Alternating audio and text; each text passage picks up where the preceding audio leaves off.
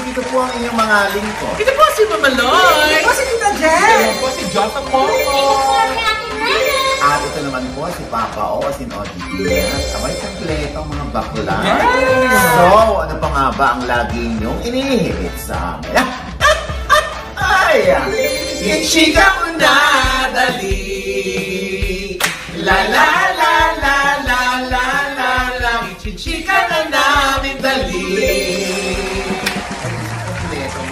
Anong chika? Bakit? Oh, ba't kayo nandito? Eh kasi paalis na naman kayo. Gusto namin humabot. Ay, para tayo nag-despedida, gano'n. Yes. Para makapag-dili na rin kami. Yes. Akala ko kasama naman. sa mga lakad nyo. Akala ko naman, kaya sila nandito, opening salvo ng ating 5th year anniversary ngayong November. Yes. Biro mo yun, 5 taon na ang OGDS Showbiz Yes. Update ngayong November. Ayan. Uy, maraming salamat sa mga babante sa comment section, ha? Yes, Maraming thank you po. salamat po, Diyos ko. Hindi po kami abot ng ganito kung hindi dahil din po sa inyo. Yes. Yes. Kaya naman, Diyos ko, ang aming tagumpay ay dahil sa inyo. Salamat. Oo. Salamat po. Pero huwag niya namang isumpat sa akin. Oo pa naman. Sabi ko lang kasi baka may isumpat sa atin. Hindi dahil sa amin, wala kayo. Gaganon, di ba? Oh, at saka alam niyo naman po kung gaano namin kayo kamahal. Kahit sa ang panig ng mundo, di ba? Yes. Kahit nasa kalye kami, kung kailangan po mag-shoot, talaga pong nag-shoot kami. Kahit this oras ng araw, di ba, Nay? Walang jet lag. Walang, Paano, Loy? walang jet lag. Ikaw talaga nagsalita niya. Sabi niya. Sa Canada. Sa ano? abroad yung usapan, Nay. Okay. Abroad lang yung usapan, hindi nung November 1. Kung saan gumanap kami lang. Sleeping Beauty. At yun ang punto ni Mama Loy. Hindi kasi dumating ang time yung Prince. Yun nga. Hindi ako na-kiss. Ay, Oo. nako. Naitumba ako ng jet lag. Oo. Ng evil jet Si lag. RV kasi hindi dumating. Ha? Uy! Teka lang. Ay. Mahal na mahal po namin kayong lahat. Yeah. Di ba? Kaya pinagpupursigihan po natin na maglahad ng balita. Anytime, anywhere. Ayan. Lalo ng pinakamalda ng nasa likod natin. Yes! Ang maldi-maldita mo. Ikaw yung pinakamaldita daw. Very iconic. O di hindi. O di mabait ka. Ha? O so doon na ikaw na nga, Dosa. Ha? Mabait siya, te. Kaya na siya nang... Charot. Grabe ka naman. Kaya Eh, naman malay mo next year, ano Ha? naman, di? Ha? Babait na siya lalo next year, di ba? Ay, ayan. Ako, eto na nga, Diyos ko. Uy, wala. Parang, hindi ko alam kung hawig mo si Eman Bako sa Pacquiao. Si ikaw kasi... Dagol na dagol. Hindi, Eman, parang mami eh. Hindi, oy! Sino siya? Hindi, alam mo si Eman Pacquiao ay inihalin tulad or parang kamukha daw ni Piolo Pascual. Ay, oo nga. May mga very pictures siya na very Papa P. Kaya nga tinawag siya nga Piolo Pacman. O Ay! Piolo Pacquiao. Talaga? Oo, kasi nga medyo may hawig nga ang bata. Oo nga. Di ba? Oo. Kuya, parang siya yung pinakagwapong Pacquiao. Uy! Hindi kami Ayan na nagsabi. naman. Ayan na naman. Akala ko ba? Umirit na naman Ayan siya. Hindi, Tita G, sa akin lang naman, kuya. Gusto matanggi kang maldito. Gusto talaga Mrena. Ay nako, hindi nga, di ba? Kung matatandaan natin talagang nung araw hindi pa inaamin ni Manny Pacquiao na meron siyang anak sa iba. Oo, yung iba sinasabi pa ng anak sa pagkabinata ni Manny Pacquiao. Samantala ang nauna ay yung mga anak ni Jinky. Oo, segue yung naganap. Oo, kaya itong si Eman Pacquiao na 21 years old na, kung matatandaan ko pa nagsalita sa amin nun si Attorney Vic Rodriguez noong mga year 2008 or 2009 kasi parang siya yung tumatayong legal counsel ni Joanna Bacosa. Bakit legal counsel? Na parang hindi sa ididimanda, kundi yung karapatan para maging isang Pacquiao, yung anak nila ni Manny. Di ba? Yun yung pinagtatalunan nung araw. So, nung nagsalita si Vic Rodriguez, si Attorney Vic Rodriguez sa aming palatuntunan sa DZXL noon, na naanakan daw ni Manny si Joanna Bacosa. So, eto na, fast forward. Nung tinatanong ko si Attorney Vic kung ano na nangyari doon, hindi na raw nakipag-coordinate sa kanya si Joanna. So sabi ni Attorney Vic, baka natutulog si Diyosa. Pinig ako dito, Odi. Hangan ako sa memorization ninyo eh. Kasi ang galing, natatandaan nyo lahat. Paano nagagawa ka yan? Nagising ka na.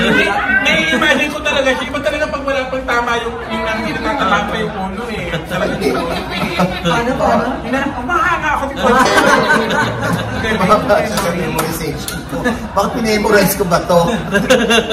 Sa memory lang. So anyway, sinabi nga na hindi na raw kumokontak sa kanya si Joanna. Sabi niya siguro naayos na ni Manny. Nagkasundo na. O tingnan mo naman, Diyos ko, dahil ma-i-deny mo ba si Eman na anak ni Manny Pacquiao? Dahil kamukha. At saka may height din, may tsura, yung build din niya. At saka alam mo yung nasa genes talaga nila, yung pagiging boksingero. Yung isang anak din ni Manny Pacquiao kay Jinky Pacquiao. Boxer din. So talaga nasa dugo, di ba? Actually, first time ipinakilala ni Manny kay Mami Junisha itong kanyang anak kay Joanna Bacosa, si Eman. Ayan, Si Michael 19. Si Michael 19, siya 18. 20 na si Michael. 20 na. 20 na si Michael. Umumama ka sa akin. Nandun sa damo. Namas ka ba na kayo? Nagsawa mo kayo, mama. Di ba? Happy family. Oo. At saka kinokomment din ng lahat, both si Jinky at saka si Eman, kasi nga 'di ba very supportive si Pacman kasama si Jinky nung nanood ng ng fight, 'di ba? Hindi lang 'yun, pati si Pangulong Bongbong Marcos at si First Lady Liz Araneta. Talagang nagbubulungan pa sila eh. Tapos na-shock sila, talaga? Parang kung babasahin mo yung mga bulungan na parang proud si Manny na itong ang anak niya parang sumusunod sa kanyang yapak. Yes. At nananalo. Congratulations. Kaya nga very trending yung picture na yon. Sabi pa nga parang AI version daw ni Pacman. Yung mukha ni anak nga. Oo nga po. Parang pinagawa po. Kaya parang AI version. Alam mo, matulog ka na. Matulog ka na ulit. Kakaloka ka ng taon. At sabi nga dito, sabi nagko-comment na parang ayaw nilang masaktan dahil sobrang gwapo ng bata. Nahihirapang may sarili mo. Yun lang pala gusto mong sabihin. Parang si Josa lang yung may ayaw na masaktan si Eman eh. Kaya gumagwapong yun, nahayaan mong masuntok-suntok. Diba? Kahit ako na lang yung suntokin niyo, wag na lang siya. Ayun talaga masusuntok. Ayun ako. Ito na nga.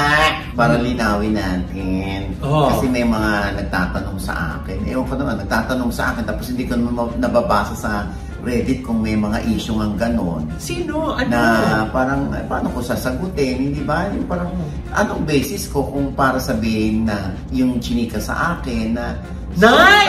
Ang haba nung masakali! Ano nga yung muna yung issue?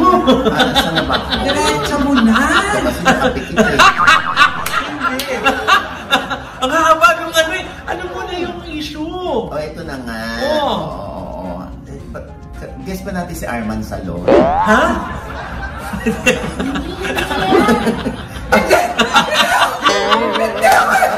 Hindi ako yun! Ha? Baka ikaw yun, ha? Arman, na-fresh mo ngayon. Anyway. AI version. Sandali lang, ha? Hindi. Ito nga yung issue na may nagtatanong sa akin. Hindi ko maalam kung ano isasagot ko dahil wala naman tayo nababalitaan na ito. Siyempre ako mag-iintay lang ako kung lalabas nga yung balita. Wala nga akong nababasa. Na issue na ganoon. Kaya sabi ko, paano kayo babalita ito? Diba? Wala nga basis kung paano natin dadamputin yung paglilinaw. Sabihin mo na!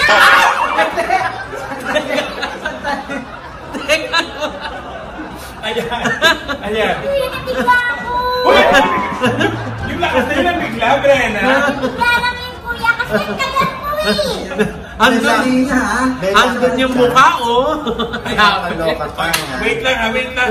Mag-anniversary tayo.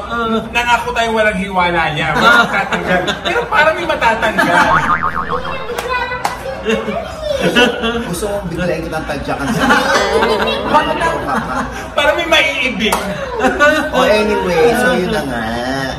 Hindi ito nga tinutukoy na actress na di umano ay buntis daw. Sa kaniyang jowang aktor na gwapo. Na yun nga, di ba, sinasabi pa, di ba magka-live-in na sila? Obviously, kung mabubuntis siya, ay hindi na shocking yun, hindi na nakakagulat. Kasi meron naman siyang jowa, so posible. Sino nga?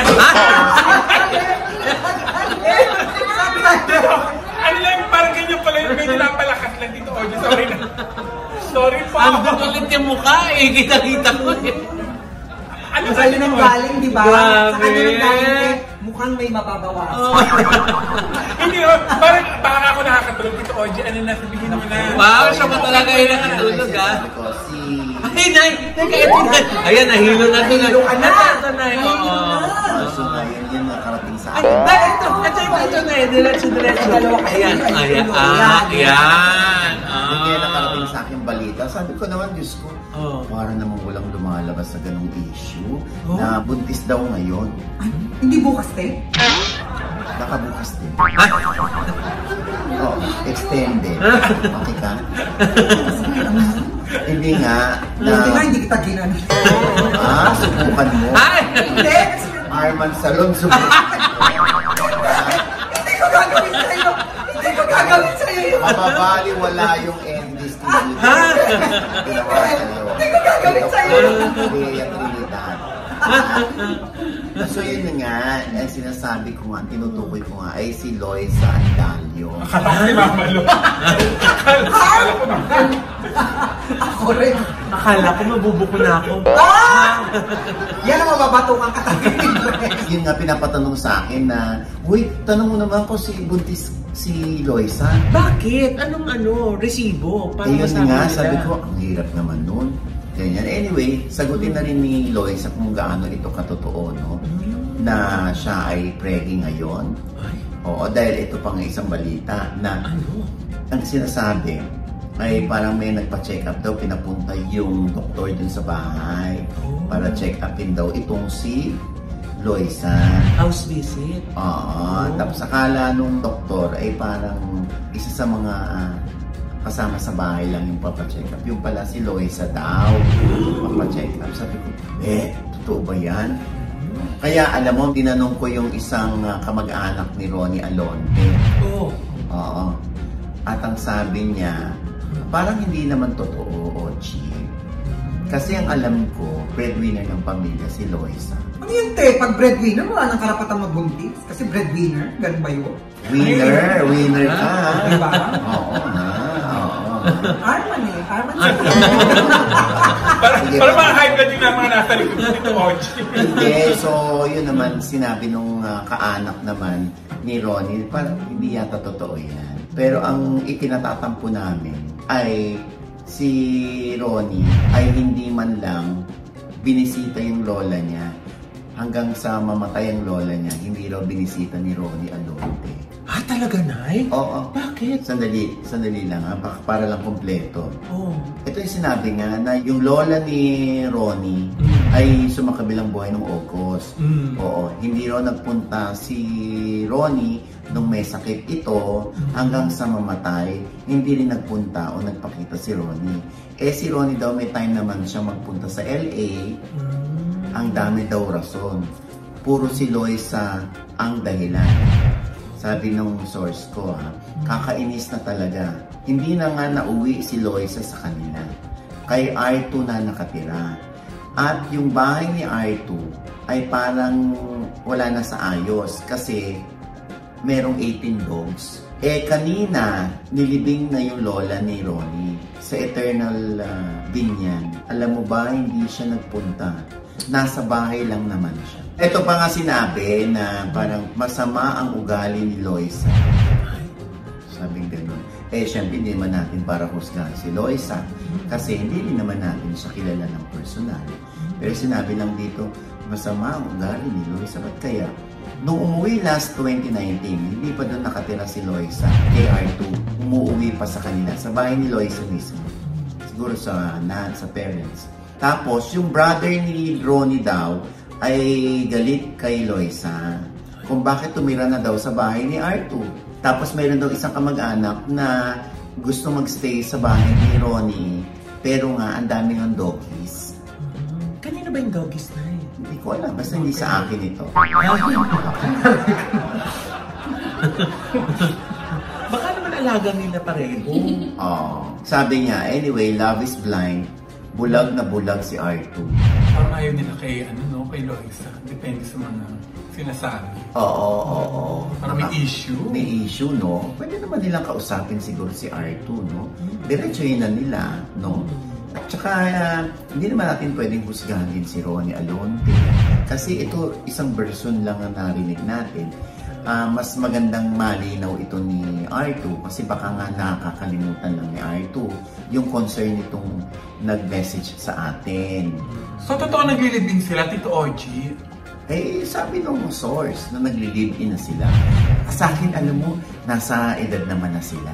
Yes. Para, alam mo yan, para mga consenting adults na sila eh.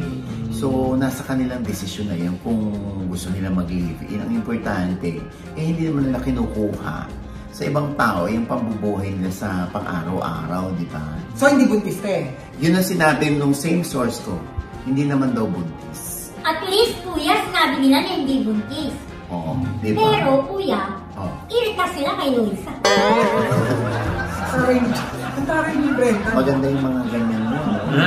Binabalance. Balance. Ay, nako. Pero Hindi na may control yung bibig ko. Yung mga ganyan sitwasyon na nakaka-relate tayo dyan, di ba? Then very common din yan sa mga naririnig nating storya ng mga kamag-anak. Yes. Minsan, di ba? Lalo ngayon, di ba? Kakatapos lang ng undas. Di ba? Yung mga, si ganito, hindi dumalaw. Dahil dun sa jowa, nandun Kasi, na sa jowa. alam mo, gaya mga titas di ba? Correct. Hindi naman din natin alam kung si Ronnie Alonte ay quietly dumalaw sa lola. Nang hindi niya na ipinagsasabi or ipinaalam pa sa mga kaanak. Oo. Di ba? Total, nandun lang din naman sabihin yan. Kaya mahirap para husgahan natin si Ronnie at si Loisa. Pero kuya, nailatag mo ang balita Yaman, hindi naman ako nag-iimbento. Yun talaga yung sa akin message. Binasa nga, Binasa ko nga lang. At hinihintay natin yung panig naman ni Ronnie at ni Loisa para pabulaanan ito o para ibigay naman yung, yung truth naman sa kanila. Di ba? Ay, nako. At ito pa, isang balita, Mama. Ay, ano yan, Eto. Naku, niligwak na yata talaga ni Vice Ganda si Shubi Entrata. Gaga kasi. Oy, hindi ako nagsabi niyan ha. Nabasa ko lang yan sa comment section sa isang post ng page ni Vice Ganda. Kung saan dito ay parang hinahanap ng mga tao kung nasaan na raw si Shubi. Bakit daw si Nika at si Brent lang naroroon at si Clarice de Guzman. O hinahanap nila si Shubi. Ayan, tapos mayroon pang magsabi na talagang na-scratch na ni Vice Ganda itong si Shubi. Kaya wala raw sa poster.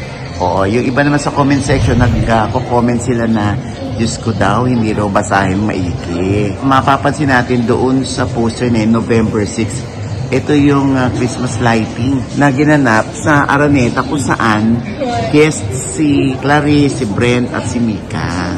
Kaya wala naman doon si Shubi. O, yun yung totoo doon. Pero, nangiintriga na agad ang mga netizen. Kasi nga, galing sila doon sa narisibuhan dati si Shubi na may sinabi o hindi niya nagustuhan o nandiri daw itong si Shubi kay Vice Ganda doon sa totropahin o jojowain segment ito o yung sa content ni Shubi. Plus the fact na isa raw DBS si Shuvi, kaya raw na-scratch na. Kaya hindi rin daw nakikita sa It's Showtime. Pero sa poster naman ay naroon ng pangalan ni Shuvi, kasama sina Brent Manalo, si Mika, si Clarice, si Esner, si River Joseph, kasama naman doon. At sa poster na yon, wala na sina Brent at si Mika, si Nadine lang at si Vice at yung bata. Yun ang malino doon. Kasi nga hindi na nga nakikita ng mga tao si Shuvi doon sa It's Showtime. Kaya nag-conclude na sila na baka doon nang gagaling yung ngit-ngit ni Vice kay Shuvi. Syempre, kailangan pa rin natin makausap si Vice Ganda kung totoo bang natabangan na sa kay Shuvi at totoo bang binawasan ng mga eksena ni Shuvi sa pelikulang Call Me Mother. Ang sinasabi naman ng isang source ko ay parang hindi naman daw totoong nagsorry si Shuvi kay Vice sa mga nakaraang nangyari. Wala naman daw direktang pagsasorry si Shuvi dito kay Vice. Pero ang pinalalabas ni Shuvi ay nagsorry na siya kay Vice doon sa mga nakaraang nasabi niya. So anyway, magpapasko at sa Pasko naman ipalalabas ang Call Me Mother.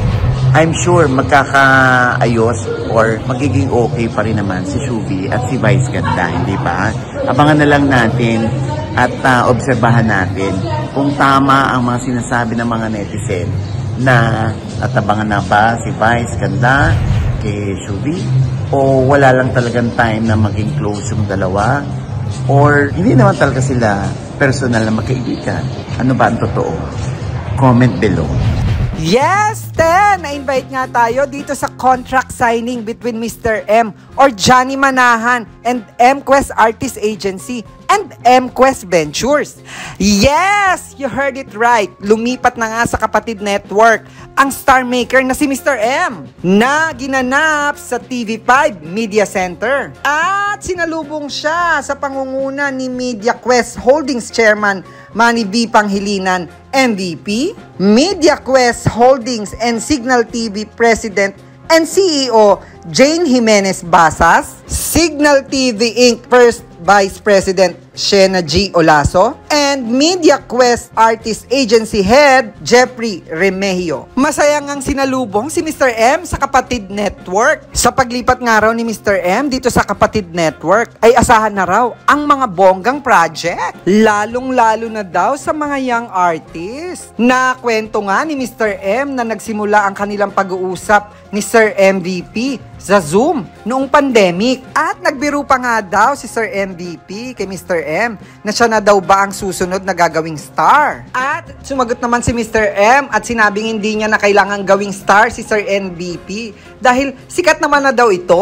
Natanong nga rin si Mr. M kung bakit siya lumipat sa Kapatid Network. At ang kanyang sagot ay gusto niya raw kasi ang mga katrabaho niya sa Kapatid Network dahil mababait daw at hindi masusungit. Nang tinanong si Mr. M kung sino daw ba ang masungit, ito ay tinawanan lang ni Mr. M. Pero sabi nga ni Mr. M, isa sa dahilan kaya siya lumipat sa Kapatid Network ay gusto niya makatrabaho ang mga young artists. Yun daw ang nagbibigay ng energy sa kanya dahil masarap daw katrabaho ang mga batang artist. Naalala pa nga daw niya ang kanyang mga babies na sina Piolo Pascual, Claudine Barreto at Jericho Rosales na pag nakikita niya daw ngayon ay masayang-masaya ang kanyang puso. At sa paglipat niyang ito ay may mga kasado na siyang project na pinag-uusapan na daw nila bago pa ang formal na pagpirma niya ng kontrata dito sa Kapatid Network. Excited na daw si Mr. M sa mga bago niyang makakatrabaho. At inaasahan din daw ni Mr. M na makatrabaho niya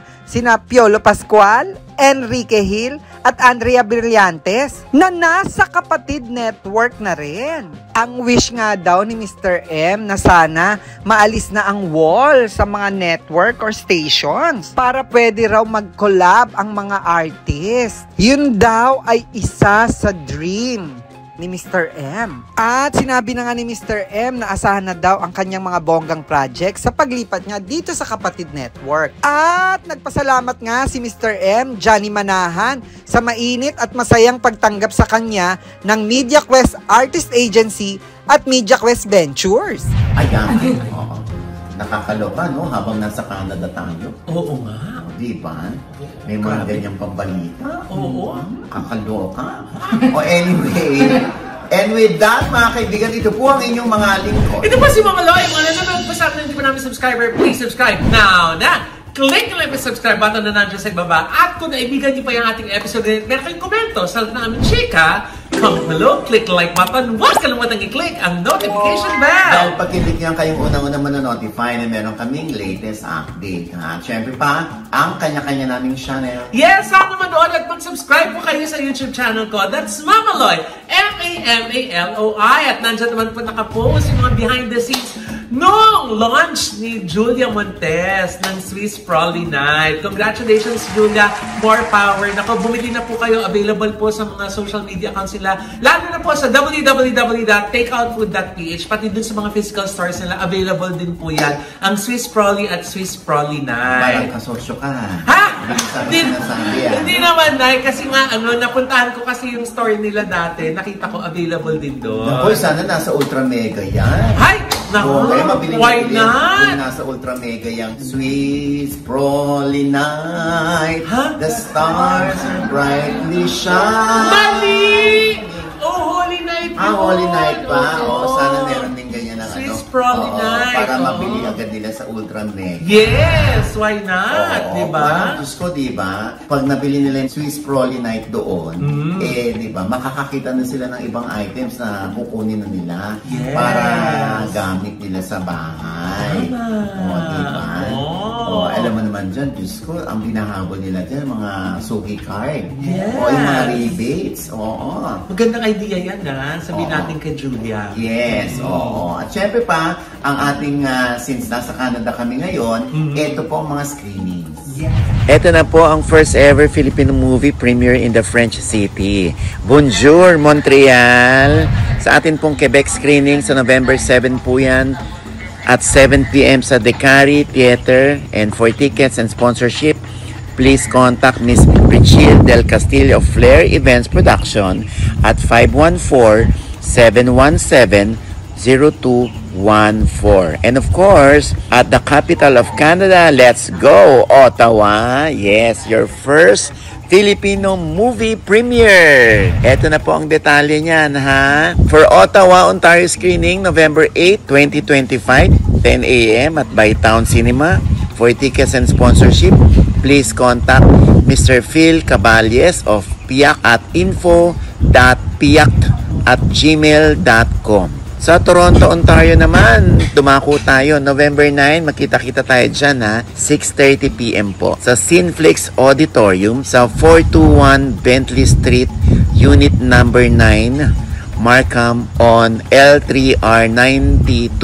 For tickets and sponsorship, please call Mark Yu Productions or si Mark Yu sa 647-278-4374. Sa Edmonton naman, Edmonton, Alberta, screening on November 15, 2025, 7 p.m. po yan sa Cineplex Odeon Windermere Cinemas. For tickets and sponsorship, please contact Mommy Shea of Vertex Entertainment Productions, Mac Pagaduan of Canada Vertex Immigration, Bench Decker EDM Alberta Tour Manager at 780-876-5678 or email at jsumba7@gmail.com. Yes, ito po lahat ang ating screening ay hatid sa atin ng TapTap Send App. Kaya kung wala pa kayong TapTap Send App, ito po yung app kung saan madali po kayo, mabilis at maayos at mataas ang palitan ng dolyar sa piso. Yes, patungong Pilipinas. Mag-download na po ng TapTap Send App at gamitin po ang aking code, ang OGPH. Para, eto na, para sa mga first-time users, magkakaroon po kayo ng additional $20. Yes, kasama ng inyong ipadadalang pera sa Pilipinas. Kaya kung meron kayong mga mahal sa buhay, nasusustentuhan, nabibigyan ng money, whether ito ay sa kanilang bank account, sa e-wallet nila, money remittance, yan. Pwede po. Diyan sa Top Send. Sigurado na mabilis pa at ano pa nga ba, mataas ang palitan. Yan po ang Top Send. Siyempre, whether kayo ay OFW o mga naninirahan na dyan, Top Send lamang po ang gamitin natin. Ha? Pero, magkikita tayo dyan lahat. Oo. Yes, live in person. Sasamahan namin kayong manood. At the same time, magkaroon tayo ng picture taking. Siyempre, magtsikahan tayo dyan. No? Sige po. See you, Canada! Ayan. At syempre pa, OGDS Inspires. Si Ogie Alcacid pa rin po ang ating panayam dyan. Oh. At ang White House guest, Marie Yes! Rose. Mga NCLEX passers po Correct. dyan. Mula dito sa OGDS Showbiz Update, ang dami na namin na ipasok dyan sa White House. Yung mga nakapanood na basta pinapromote natin. O lalo na kung nasa US na kayo, ay mas Yes. mabilis. Tama. Oo, Diyos ko, lalo na gusto nilang manirahan sa New York, di ba? Huwag mo inumin yung bida, Diyos ko. Oo, hindi ka naman kaldero. Oo. So, yun, di ba? Ay, at syempre pa, ang aming workshop, yung teens and adults sa OGDS Acting Workshop sa November 22 and 23. Para naman sa kids 6 to 12 years old naman.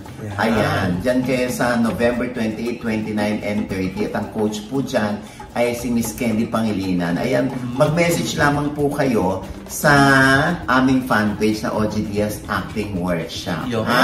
At syempre, Arman Salon. Ha? Tita Jake! Tita Jake, sorry. Okay. Diba?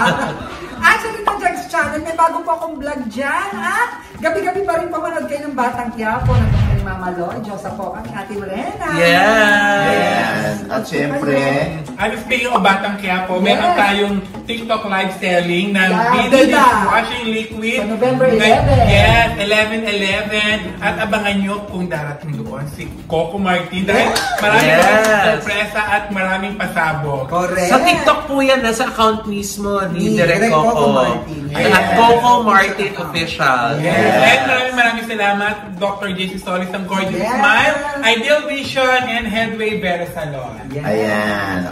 Rena. Yes, hello mga ka-update. Pa-follow naman po ng aking FB page at Rena po, FRENA. Yes. At syempre pa, ito pa rin po yung lingkod, Papa Osin Ochi Diaz, na lagi nagsasabi at nagpapaalala sa inyo na sa tuwing gigising po tayo tuwing umaga, huwag po tayong makakalimot na magpasalamat sa Panginoon dahil tayo kanyang ginising. Ibig sabihin, may mission pa rin po tayo sa buhay.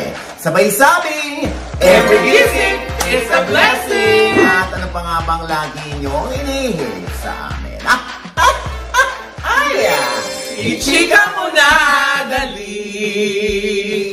La la la la la la la la.